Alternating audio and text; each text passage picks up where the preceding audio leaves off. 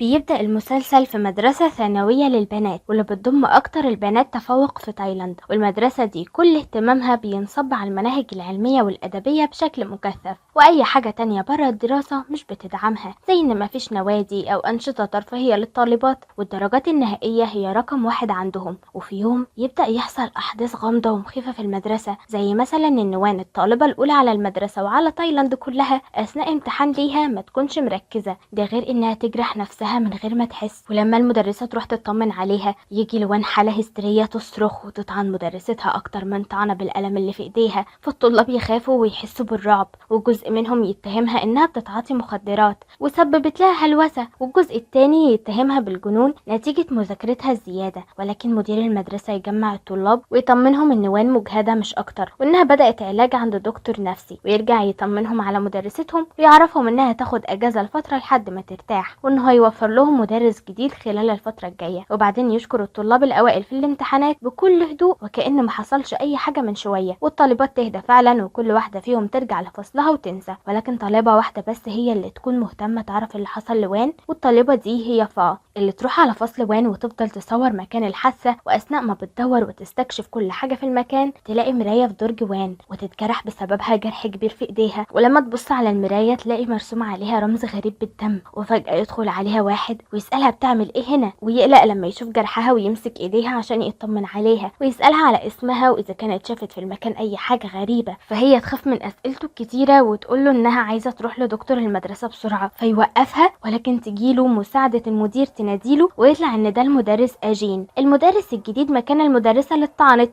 وتكون جاية تاخده عشان توريه اوضة المدرسين وتعرفوا عليهم. فجين قبل ما يمشي يطلب من فا ما تضيعش وقتها بانها تروح للدكتور، وكفاية انها تروح تغسل ايديها. فلما يمشي فتبص على ايديها وما تلاقيش اثر للجرح فتتخض منه. تاني يوم يروح يحضر اول حصة ليه في فصل فا، يبان عليه انه غلبان قوي وساذج، والطالبات رغم انهم معجبين بوسامته الا انهم يستهبلوه ويفضلوا يصوروا فيه. ولما يلاقيهم مش مركزين معاه ينادي الطالبة منهم واللي اسمها كاوهوم تجاوب على سؤال على اساس يحرجها ويخليهم يركزوا، لكن كاوهوم تفحمه وتسمع له اجابة السؤال باللي في الكتاب بالنص وبالكلمة، لدرجة انها تديله معلومات هو مش عارفها اصلا ولسه محضرهاش، وتقوله ان بسبب امتحانات مدرستهم المفاجأة كلهم هنا بيذاكروا الدروس حتى قبل ما ياخدوها، فاجين ما يعرفش يعمل حاجة غير انه يسقف لها هو وزمايلها ويقعدها، ويبان عليه انه مستوى ذكائه اقل بكتير منهم، فيبدأ يتكلم معاهم عن مستقبلهم وانهم يهتموا بالحياة الاجتماعية اكتر من كده، لانهم هيخرجوا من المدرسة معاهم درجة تعليمية ولكنهم صفر في التعامل مع الظروف الحياتية. وبعد الكلمتين دول اللي هم يتأثروا اصلا بيهم كوهم تتنمر عليه بسبب لبسه اللي مش متظبط، والكل يشوفه عبيط، على عكس فل تحس ان وراه حاجة غريبة وتفضل تراقبه باستمرار. وبعد المدرسة لما الطلبات كلهم يروحوا تظهر مات التاني على المدرسة وتكون في الحمام، ويكون باين عليها انها مرعوبة جدا ومتوترة، وفجأة مراية الحمام تتكسر قدامها وتسمع اصوات غريبة، فتفضل تصرخ من خوفها وينتهي بها المطاف انها ترمي نفسها في حمام السباحة بتاع المدرسة وتنتحر. تاني يوم لما الطلاب يرجعوا على المدرسة خبر موت مات ينتشر، ويعرفوا ان المدرسين لقوا في درجها كاميرا صغيرة، فيفكروا ان في منحرف في مدرستهم وهم بيحصل فيهم كده نتيجة تهديده ليهم. فما تشكش غير في اجين وتطلب من كوهم تساعدها بانها تدخل اوضة المدرسين لانها اكتر واحدة ليها علاقة معاهم ومصاحباهم، وتفتش في حاجاتهم عشان تجيب معلومات عنه وتعرف هو مين بالظبط. فكوهم ترفض وتقول لها ان الامتحانات قربت، وانها لو قربت لاوضة المدرسين في الوقت ده هيشكوا فيها وممكن يفصلوها. ولما تحاول تقنعها من جديد كوهم تزعق لها وتقول لها انها بتقرب من المدرسين عشان يساعدوها في الدرجات عشان تنافسها على الترتيب، وتمشي وتسيبها من غير ما تساعدها.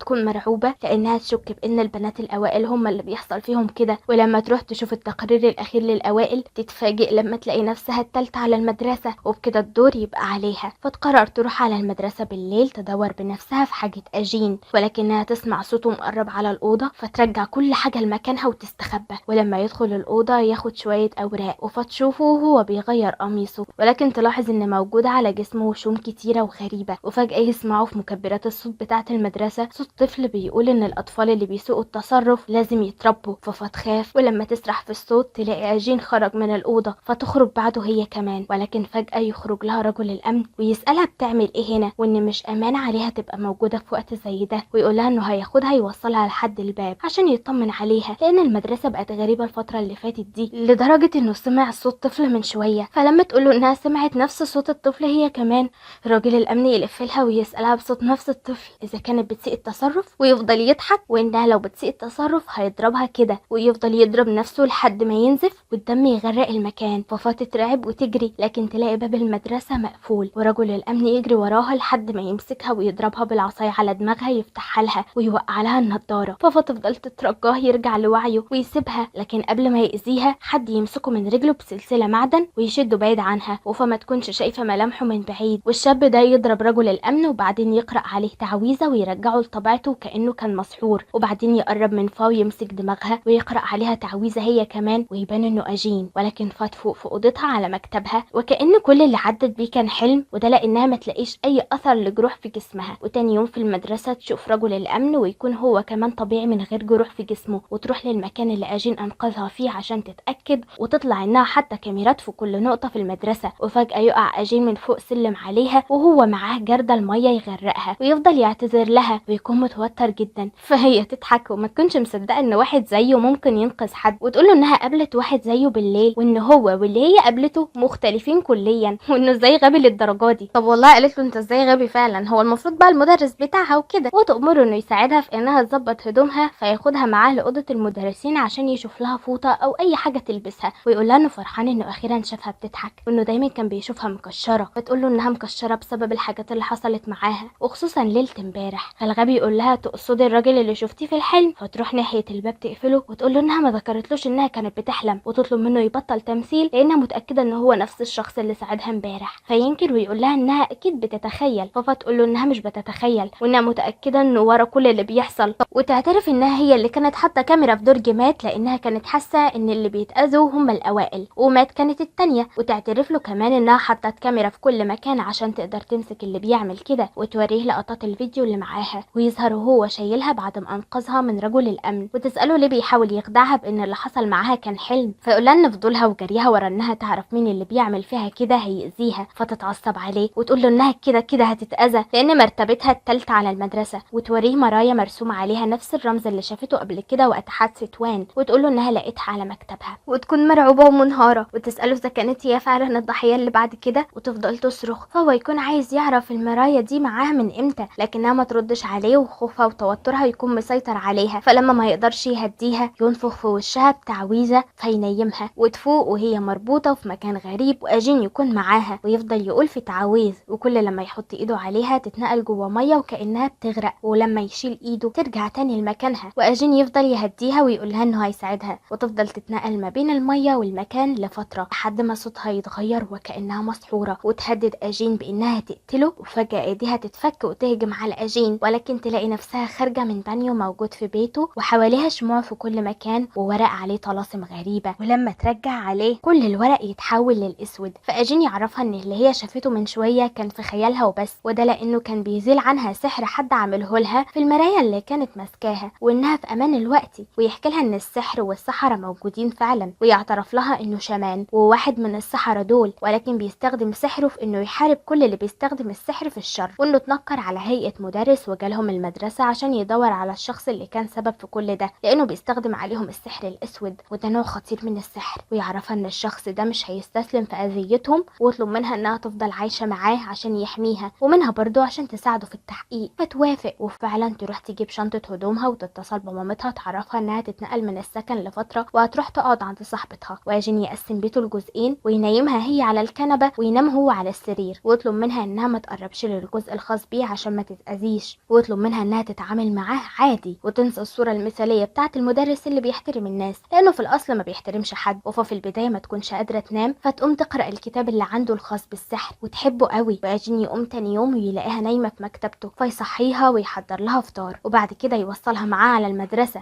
ولكن ينزلها بعيد عنه بشوية عشان زمايلها ما يشوفوهمش سوا. وقبل ما تمشي يلبسها سلسلة معينة ويطلب منها ما تخلعهاش من رقبتها ابدا، لان السلسلة دي هي اللي هتحميها وهو مش جنبها. وهي تتحرج قوي وتتوتر من قربه منها، لكن تلاقي مجموعة من زمايلها بيصوروهم وهم قريبين من بعض ويجروا. ولما توصل على فصلها تلاقي صورتها اتنشرت للكل، ويسألوها عن علاقتها بأجين ويتهموهم انهم بيحبوا بعض. لكن أجين يدخل عليهم وهو جايب اكل ليها ويقول لها قدامهم نسيت الاكل يا قلب عمك من جوه. وبعدين اصحابها يستغربوا من دل عمها، فيقول لهم انه ما كانش حابب يعرفهم ان فا بنت اخوه عشان ما يحسوش انها مميزة عنده، ولكنهم ما يقلقوش لانه شخص محايد وبيحبهم كلهم بنفس الدرجة. ويطلب من فا تجيله المكتب بعد ما تخلص اكلها عشان يقول لها حاجة خاصة. اخدين بالكم يا بنات مش بميزها اهو. ولما تروح له يقول لها انهم هيقسموا الشغل بينهم، وانه عمل خريطة للاماكن المشبوهة في المدرسة هيبص عليها وهيطهرها من اللعنات. اما هي فيديها سجل باسماء الاوائل ويطلب منها تراقبهم كويس، ويقول لها انه عنده خبر حلو، واللي هو ان الشرير اللي بيدوروا عليه شخص مبتدئ في السحر ومش متمكن، وبيستخدم نوع ضعيف من السحر الاسود بيخلي الضحية تهلوس وتعمل حاجات غير ارادية، وعشان كده عنده امل يتغلبوا عليه بسهولة. ويمشي ويسيبها تحفظ اسماء الطلاب اللي المفروض تراقبهم. لكن فا وهي بتشوف الاسماء تلاقي اسم صاحبتها نمساي، ودي كانت صاحبتها المفضلة، ولكنهم بعدوا عن بعض من فترة وسبب بعدهم لسه ما ظهرش. وفا تخاف عليها جدا وتروح تراقبها في السر، وتظهر وهي بتنزف من بقها بسبب مراية محشورة فيه، وتفضل تنزف دم، وتشوف نمساي قدامها وكأن ايادي كتير عايزة تسحبها وتجرحها بالمراية اللي عليها رمز الساحر. لكن فا تفوق ويبان ان دي كلها هلوسة في دماغها. في الوقت ده اجين يروح للاماكن اللي حددها ويلاقي فيها فعلا مجموعة اعمال سحرية، ولما يدمرهم يلاقيهم اعمال قوية. في الوقت ده فا تتصل بنمساي تطمن عليها، فنمساي تقول لها انها في البيت وتطمنها. لكن فا تسمع اصحاب نمساي في المدرسة بينادوا لها، فتعرف انها بتكذب عليها وانها لسه في المدرسة. فنمساي تقول لها ان في حد بعت لها رسالة وطلب منها تيجي تقابله في اوضة الموسيقى، وطلب منها كمان ما تقولش لحد. فتخاف عليها، وقبل ما تطلب منها ما تروحش تلاقي حد يجي يخضها ويجري وما تقدرش توصل لنمساي. فنمساي تدخل اوضة الموسيقى وفجأة انوار المدرسة تطفي. فلما فا تروح تفتحه تسمع صراخ نمساي، فتجري بسرعة تروح لها تشوف مالها، وتلاقيها مرمية على الارض خايفة مرعوبة، وده لانها شافت دمية على شكل بنت كبيرة متغرقة في الدم ومشنوقة. ففا تحضن نمساي وتطمنها، ويوصل اجين عندهم هو كمان، لكن يحس ببنت وراه فيطلع يجري وراها لكنه ما يلحقهاش. فيشكوا ان البنت اللي جرت دي هي الساحر، وانها بتعمل كده عشان تخلص من البنات المتفوقات وتاخد هي مكانهم. فيقرروا يعملوا خطة بانهم يجهزوا صفوف اضافية، لان كده كده الطلاب المتفوقين هيتجمعوا، والساحر هيشوف ده وقت مناسب يخلص من اللي عايز يخلص منه. ويطلب من فا تروح تحضر معاهم وتسجل اسماء الطلاب اللي مجوش او اللي جم وهي شاكه فيهم، وهو وقتها هيبقى بره عشان يستعد لاي حاجه تحصل. وفبعد اول فصل اضافي تروح لاجين وتعرفوا ان عددهم كان 44 بنت، بالرغم ان دي كانت حصه علميه وعدد طالبات العلمي 43. فاجين يحضر معاهم الفصل اللي بعد كده عشان يعرف شكل البنت اللي هم شاكين فيها شويه. والبنت دي تقوم تستأذن من اجين انها تروح المستوصف عشان معدتها وجعاها، فاجين يديها الاذن. لكن فا تخاف من ان البنت دي تروح تعمل حاجه تأذي حد، فتستأذن هي كمان وتقوم واجين وراها. وفا تروح تدور عليها في الحمامات وتتصدم لما تلاقيها هناك وتشدها وتقفل عليها الباب. فاجين يسمع صوت صارخها فيروح يدور عليها، وهناك فا تلاقي البنت دي بتسكتها وتقول لها انها تحميها. ولما جين يطلب منها تخرج وتسيب فا، تخرج له تضربه وتبهدله وتفضل ترش عليه ملح وتقول عليه تعاويذ وتكون مفكره مسحور. ولكن فا تهديها وتبعدها عنه ويفهموها ان مفيش عليه روح. فالبنت دي يطلع اسمها يوها وتعتذر له وتقول له انها كانت مفكره انه هو اللي ورا كل ده، لانه بيبين انه انسان سطحي غير كده قريب جدا من فا، بس فكرته عايز يأذيها. ويبان من كلامها انها فضوليه زي فا، وده لانها كانت بتدور بروان ومات، وحست ان المتفوقين بس هم اللي بيتأذوا، وكانت متأكده ان الدور على فا، ونتيجه انه جنبها على طول شكت فيه. وتعرفهم انها بتحب السحر جدا وبتقرأ كتب كتير عنه وبتقدر لحد ما تفك العنات. فاجين ما يكونش حابب يعرفها حقيقته انه شمان ومش مدرس، ويطلب منها ما تتدخلش لان امور السحر والحاجات دي خطيره وممكن تأذيها. ويطلب منها ترجع الفصل مع فا ويسيبهم هو ويروح يدور على الساحر. ولما يبص في الخريطه بتاعه المدرسه يلاقي ان الاماكن اللي لقى فيها لعنات لما يحددها مع بعض يديه شكل رمز انجما اللي بيلاقوه على المرايه مرسوم بالدم، ويحدد له مكان تاني في جنينه خلفيه ورا المدرسه، والمكان ده بيكون المركز الرئيسي للعنات اللي الساحر بيستخدمه لسحره. فيقرر يروح على هناك. ولكن في الوقت ده وفا قاعده مع يوها يحصل لها تشنج غريب في جسمها من غير اي مقدمات، وتقع على الارض وتفضل ترجع وتصرخ من الوجع. وفا ما تكونش عارفه تعمل لها ايه. ومش يوها وبس اللي يحصل لها كده، لا ده في الفصل الاضافي يبدا يحصل حاجات غريبه، والبنات اللي في الفصل واحده ورا التانيه يحصل معاها نفس التشنجات اللي حصلت مع يوها. واجين يوصل للمكان الرئيسي للعنات ويلاقي جهاز صغير مبعوت له رساله عليه ومكتوب له فيه انت لسه بتبحث عن انجما يا اجين. وفجاه يطير في السماء وكأن في قوه خافيه خبطته ورفعته من على الارض. ونرجع لفا اللي تخاف جدا على يوها فتقلع سلسلتها وتلبسها لها، ولكن تتعب قوي وتتشنج هي كمان. وبعد شويه اجين يقوم ويقدر يسيطر على اللعنه والجو يهدى. لكن فا تشوف قدامها بنت لابسه قناع فتشك انها الساحر، الساحر فتجري عشان تروح وراها. وقتها اجين يكون بيرن عليها عشان يطمن، ففتعرفوا انها ماشيه ورا بنت شاكه انها الساحر، فاجين يزعق لها ويحذرها انها تروح وراها ويعرفها ان الساحر مش مبتدئ زي ما هو كان مفكر، وان كل اللعنات اللي كان بيعملها خدعه منه. ولكن فتطلع مش سامعه ومركزه بس في البنت اللي لابسه قناع قدامها ومتاكده انها الساحر، وتدخل وراها الاوضه. ولكن اول ما تعدي من الباب شكل الاوضه قدامها يتغير ويضلم والبنت تختفي من قدام عينيها. فتكلم اجين اللي لسه معاها على الخط، ولما تحكي له اللي حصل اجين يهديها ويقول لها ان دي تعويذه تعميها بانها تشوف اللي حواليها، وانه متاكد انها مش لوحدها في الاوضه، ويبان ان كلامه حقيقي. وتظهر البنت ولكن فما تكونش شايفاها. والصدمه هنا ان البنت اللي معاها في الاوضه او الساحر هي نمساي، البنت اللي كانت صاحبتها المفضله. ويبان ان نمساي عدت بفتره كانت بتعاني من الاكتئاب والحزن، وكل بوستاتها على السوشيال ميديا بتعبر عن رغبتها الانتحاريه. وفي يوم قبل ما تنفذ رغبتها في الانتحار يجي لها رساله من شخص مجهول ويسالها اذا كانت بتكره العالم ده وانه هيساعدها تحرقه. وفجاه جرس بابها يرن وتلاقي قدام الباب صندوق وفيه كتيب يعلمها السحر، ومعاه قناع مصنوع من كسر مرايا وبتلبسه وهي بتعمل اي حاجه شريره. ونرجع لفاء اللي تسمع صوت حد وراها بيفتح قطر، وهي عشان مش شايفه تقرر انها توقع كل الالوان اللي حواليها عشان لما الساحر يدوس عليها تقدر تحدد مكانه. وقبل ما نمساي تقتلها فتشوف خطواتها وتجري تستخبى. واجين لما فما تردش عليه يقلق ويستخدم سحره في انه يحدد مكان الاوضه اللي هي فيها، ولما يوصل ما يلاقيهاش فيدور على ادوات التعويذه اللي خلتها تتعمى وما تشوفش الساحر. في الوقت ده نمساي تقدر تمسك فا وتكون عايزه تقتلها، ولكن فجاه فا يرجع لها الرؤيه بعد ما اجين كسر كل ادوات التعويذه، وتقدر تشوف الساحر اللي بيهاجمها وما تشوفش غير عينه من القناع وتتصدم. واجين يوصل عندهم ويوقف نمساي ويطلب منها تستسلم، لكن نمساي تهرب. ولما اجين يروح وراها فتوقفه بحجه انها خايفه عليه، فاجين يتعصب عليها، وده لان بينه وبين الساحر اللي بيأذيهم كل ده خطوات ويعرف هو مين. وهي بكل غباء بتوقفه ويأمرها انها تروح على البيت ويسيبها ويروح هو ورا نمساي. فتروح زي ما قال لها، وبعد فتره يرجع اجين وما يكونش قادر انه يمسكها، فيبان على فا انها ارتاحت. فاجين يسألها من امتى تعرف ان الساحر هو نفسه نمساي، وانه عارف انها كانت عارفه الحقيقه من بدري وكانت بتخبي عشان تحميها. ففا تتوتر وتبدا انها تعيط من الحزن على صاحبتها، فاجين يزعل عليها وياخدها يخرجها وياكلها عشان يخرجها من زعلها. ففا ترجع تفرح وتضحك وتحكي له انها بتحب الاماكن العاليه ولسه تطلع تقف على اعلى سطح مكان في تايلاند. فاجين يقرر يحقق لها امنيتها بطريقته ويستخدم سحره في انه يخليها تتخيل انها بتطير في الجو، وهي تفرح قوي وتحس كأن اللي هي عايشاه الوقت حقيقه، ويطلع اعلى سطح فندق في تايلاند وهي تكون مبسوطه جدا. فتحكي له عن صحوبيتها مع نمساي وازاي اتعرفوا على بعض، وتقول له ان هما الاتنين كانوا زي بعض وكانوا وحيدين وملهمش اي اصحاب، ولكن بعد ما اتصاحبوا بقوا كل حاجه لبعض وكل واحده فيهم بتدعم التانيه. وفي يوم مامة نمساي عزمتها على البيت، واثناء اكلهم مامتها تبدا تذكر درجات نمساي للحظه انها قلت بعد صحوبيتهم. فنمساي تقول لمامتها ان الامتحانات كانت صعبه وان كلهم كده، فمامتها تتعصب عليها وتقول لها انها بتكذب، وده لانها شافت الفيديوهات اللي فا ونمساي مصورينها سوا وهما بيتسلوا وبيلعبوا، وتطلب تشوف درجات فا تخاف وتديها لها. فمامتها تغير وتتعصب لما تلاقي درجات فا اعلى من بنتها،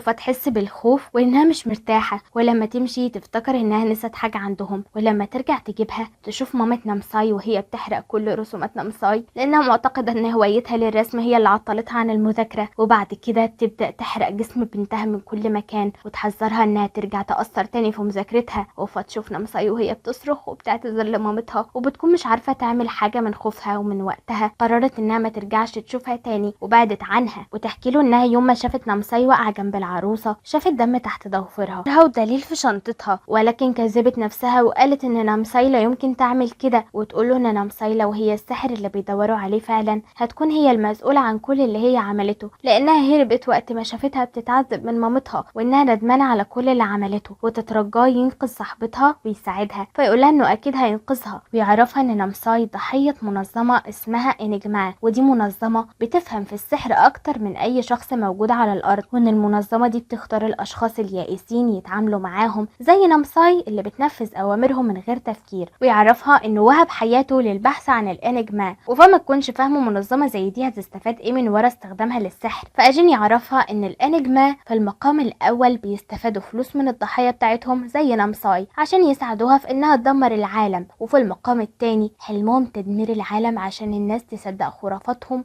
ولكن هدفهم الاساسي محدش يعرفه، وانهم لو ما استعجلوش وانقذوا نمساي هتموت لانهم بيسيئوا معامله ضحاياهم، وبعد كده يرجعها من خيالها وتنام في مكانها. تاني يوم يكون اجازة المدرسة، واجين وفاي جهزوا خطة ينقذوا بيها نامساي، واجين يروح على بيتها ويقابل مامتها ويطلب منها يقابل نامساي. فلما مامتها تنادي عليها نامساي تقول لها انها بتذاكر ومش فاضية، وفجأة تعمل حاجة فاجين ومامتها يحسوا بصداع رهيب، فاجين يحس انها بتشتغل على لعنة جديدة فيصر انه يطلع يشوفها. ولما مامتها توقفه تشوفها على ايده وشوم فتشك فيه انه مش مدرس، وده لان لو هو مدرس فعلا مستحيل يحط وشوم وتهاجمه بالسكينه. فاجين يقول لها انه جاي ينقذ بنتها اللي بسببها حصل فيها كل ده، لانها دايما كانت متوقعه ان بنتها فوق الكل وكانت بتستنى منها نجاح فوق قدراتها، ويبعد عن ايديها السكينه وينيمها ويطلع لنامساي في اوضتها ولكن ما يلاقيهاش، ويلاقوا موبايلها وجنبه مكبر صوت، وتطلع انها سابت الاوضه وكانت بتكلمه من خلال الموبايل، وتعرفوا انها عملت كده عشان تلهيه وانها تروح على المدرسه دلوقتي تدور على فا. فاجين يخاف جدا لان فا فعلا هناك بتنفذ الخطه اللي هما متفقين عليها، ويجري يروح وراهم عشان ينقذ فا قبل ما نامساي تأذيها. والوقت ده نامساي تلاقي فا، وقبل ما تقتلها فا تهرب وتستخبى في مكان معين، ولما تدخل وراها ايديها تتحرق، وده بسبب انهم مجهزين تعويذه مضاده لسحرها. وفا تحاول تهديها وتطلب منها ترجع عن اللي بتعمله، فنامساي تقول لها انها بتحتقر كل الطلاب المتفوقين وبتكره النجاح اللي مامتها بتجبرها توصل له، وان الوقت فات انها توقف عن كل اللي بتعمله. وفجاه تشيل القناع عن وشها ويظهر ان وشها مجروح جروح عميقه بسبب انها استخدمت آلة حادة في انها تكتب طلاسم على وشها عشان تكون اقوى في سحرها وتقدر انها تعدي المكان وتدخل لفا عشان تقتلها. لكن اجين يجي ويلحقها ويطلب من فا انها تهرب وهو هيتصرف معاها، ونامساي تكون المره دي اقوى بكتير من اجين في السحر ويهاجموا بعض. ففا ترجع له وتساعده ولكن يزعق لها ويطلب منها تستخبى ويوعدها انه هيبقى كويس، ويرجع لنامساي وهي تروح تستخبى في مكتبه شويه وتلاقيه بيقع هو ونامساي من الشباك، فتجري بسرعه تروح تطمن عليه وترتاح لما تلاقيه بخير، ويقول لها انها المفروض تقلق على نامساي اكتر لان جسمها استنزف كل الطاقه اللي فيه من كتر استخدامها للسحر. ونامساي تروح عند الشجره اللي تعتبر المكان الرئيسي لسحرها ولكن ما تلاقيش عليها التعويذه اللي كانت بتكتبها. ففا واجين يروحوا لها ويعرفوها انهم شالوا كل التعويذه اللي كانت عاملاها وطهروا المكان، وانها دلوقتي بقت كائن ضعيف وانها تستسلم. وفا تروح لها وتهديها وتعتذر لها انها كانت انانيه وسابتها لوحدها الفتره اللي فاتت في يأسها وحزنها، وتعرفها انها شافت تعذيب مامتها ليها وتعتذر لها انها خافت وبعدت وانها عايزه يرجعوا اصحاب تاني زي زمان، وتوعدها انها مش هتسيبها تاني. فنامساي تسالها اذا كانت هتقدر بعد ما شكلها بقى كده، ففا تقول لها انها تفضل جنبها تساعدها هي واجين لحد ما ترجع زي زمان. وبعد ما نامساي تهدى وتقتنع فتحضنها وتهديها، ولكن في اللحظه دي اجين يسرح في الشجره ويكلم شخص محدش شايفه غيره، وفجاه اجين يتحدف بعيد وكأن حد رماه. ففا تتخض وتجري تطمن عليه، ويلاقي نامساي بتصرخ وتطلب منهم يساعدوها وتبان وكأن حد بيتحكم فيها ويخليها تجرح ايديها، وتبدأ شكل السما كمان يتغير ويتحول لإزاز مكسور ويخرج منها دخان غريب يسيطر على نامساي ويحرق فيها ويعذبها. فأجين يروح عشان يصد الدخان وينقذها، ولكن تأثير اللعنة يكون أقوى منه، ورغم كده يطلب من فا تبعد عنه وتكون خايف عليها جدا، ويحس ان اللعنة دي ممكن تدمره، فيطلب منها تهتم هي باللي هيحصل بعد كده. وبعد ما يتعذب لفترة السما ترجع لأصلها وكل حاجة تهدى، ولكن أجين يقوم من مكانه ويكون شكله غريب وكأنه روح لبسته، ويتحول من شخص بيحمي فا لكائن غريب عايز يخلص منها. ففا تفضل تعيط وتترجاه يرجع لطبيعته تاني، ولما أجين يهاجمها تهرب منه، وبسبب خبرته في السحر وتحوله لروح شريرة يبقى أقوى من نامساي بكتير ويبقى سهل عليه يطاردها لأي مكان بتروحه. ففا تتصل بيوها تطلب منها المساعدة في إنها تفك لعنة أجين، وبعد شوية يوها تبعت لها رسالة بالحاجات اللي المفروض تعملها، بالإضافة إنها تبعت لها تعويذة الاختفاء. ففا تنفذ كل الخطوات اللي يوها بعتتها، ولما أجين يدخل المكان اللي هي فيه ما يشوفهاش، وفا تفضل تسحبه ناحية السلم اللي فوق حمام السباحة، وبعدين تربط في رجله حجر كبير وترميه في المية اللي يكون فيها أوراق كتير حواليه مكتوب عليها طلاسم تساعده، تكون بتعمل نفس اللي عمله يوم ما أنقذها قبل كده، وتقول التعويذة اللي يوها بعتاها، وبعدين ترمي السلسلة اللي أجين كان ملبسها لها علشان تحميها في المية عشان تحميه هو كمان. وبعد فترة الورق يسود وأجين يخرج كويس والروح تخرج منه، وفا طاقتها تقل وتفقد الوعي وتقع في المية، والمرة دي نامساي هي اللي تجري عليها تنقذها وتحضنها بعد ما قرروا يرجعوا أصحاب زي الأول، والمدرسة ترجع زي الأول من تاني، ونامساي تعالج وشها، وأجين وفا يتكلموا مع مامة نامساي كل واحد فيهم لوحده ويقنعوها إنها تسيب نامساي تهتم بالفن لأن دي الحاجة اللي بتحبها وهتنجح فيها. ومامة نامساي تستسلم المرة دي بعد ما شافت بنتها بتتعذب وتقرر تسيبها تختار. وبعد ما كل حاجة تتصلح أجين يقدم استقالته من المدرسة عشان يرجع لشغلانته الحقيقية ويطارد الأنجما، لكن لما فا تعرف إن انه استقال تزعل قوي، ولما اجين يروح على بيته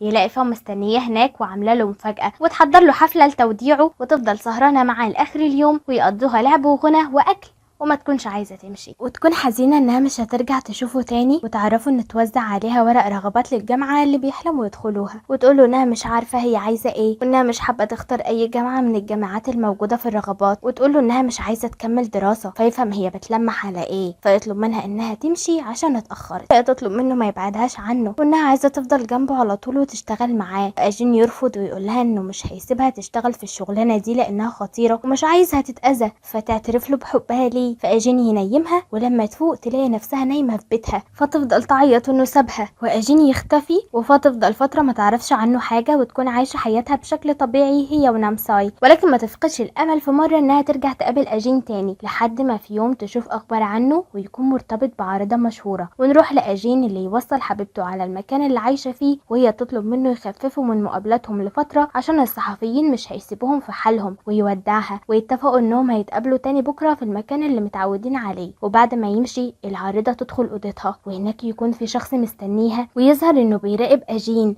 والعارضة تسأله هيسيبوا أجين كده لحد امتى، فيقول لها ان لسه ما جاش الوقت انهم يتقابلوا، وان أجين طالما لسه بيدور على الانجما هيكون لسه عنده وقت يتقابلوا ويواجهوا بعض، ويظهر ان الشخص اللي بيتكلم هو براي، ونفهم انه المسؤول عن منظمة الانجما، وبيقرب العارضة من أجين عشان يخلص منه. وللأسف المسلسل يخلص هنا وهم سايبين النهاية مفتوحة، واتمنى من كل قلبي يعملوا جزء تاني للمسلسل عشان بكده هيكون برايت بطل تاني في المسلسل وهينقل الأحداث لحتة تانية خالص. وبس كده، بحبكم جدا، سلام.